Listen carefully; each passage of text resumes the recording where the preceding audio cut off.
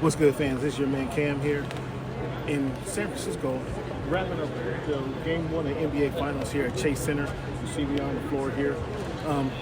Tonight's game was a surprising game, obviously, for the hometown Warriors. This is only the third time losing a Game 1 at home.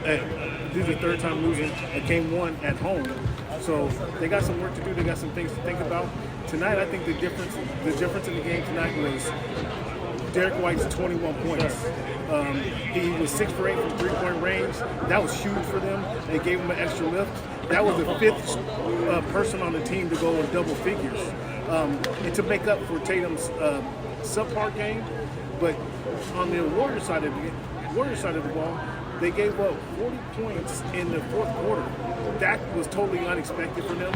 They had pretty good. Not only did they give up 40 points in that fourth quarter, they only scored 16 points in that quarter. So that was really tough for them. The Warriors got some things to work out. Now that the Boston Celtics have stolen home court advantage, stolen the first game of the NBA Finals, let's see if they can play with some momentum. Because last series we saw that they would have a win a big game, then lose big. Win a big game and then lose big against the Miami Heat.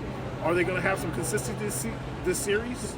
If so, that puts the Warriors in a tough situation. Can the Warriors come back and win this game? Tonight, Jordan Poole wasn't himself. Tonight wasn't the person he's been all season in scoring double-digit points. He went 2 for 7. That really impacted the game. Klay Thompson had a big game. Steph Curry obviously went off big. He went off early, 21 points in the first quarter, but he only finished with 34 points. So in 3 quarters, he had 13 points. Steph, you got to be more consistent coming down the stretch.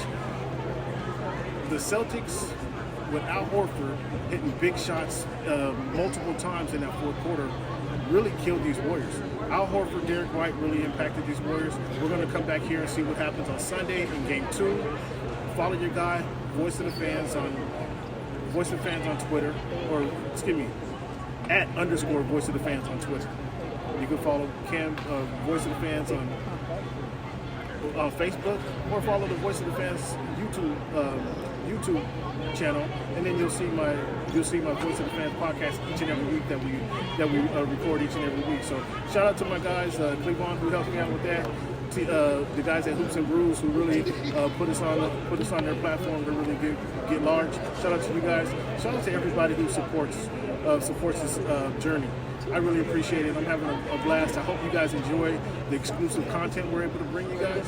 So keep rocking with your guy, Voice of the Fans, and we're going to be here and see you guys more seasons. So Game 2 coming up. Who you got? Were you surprised by tonight? Who you got winning the series? Who you got in Game 2? I think the Warriors obviously going to come back. I predicted Warriors in 6, so they got to come back and win Game 2, or it's going to be really double trouble going back to Boston down 2-0. I don't think that's going to happen. Do you think that's going to happen? Why do you think that's going to happen? Let me know. Hit me up. Once again, Voice of the Fans on Twitter, Voice of the Fans on Facebook. You hit me up at What's Good in Sports also on Twitter. And then be sure to tune into the Voice of the Fans podcast each and every week. Thank you guys for tuning in. Here we got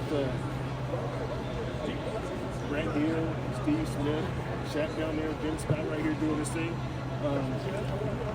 So we're in the house, man. Voice of the Fans in the house. Thank you guys for supporting. Thank you guys for being a part of